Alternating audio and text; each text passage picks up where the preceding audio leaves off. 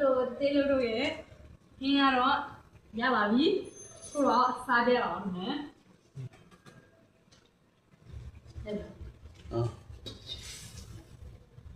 ရန်ကျုံဝင်နဲ့ရန်ဝင်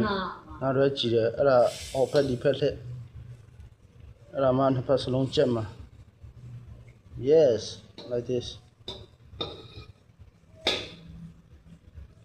နည်းနည်းမီဆမ်ပေအောင်လေကြက်ပြီလေ ဟောတော့ပဲငါ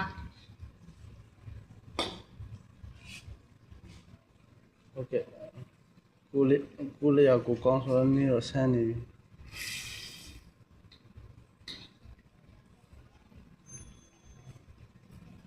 အလားမိုး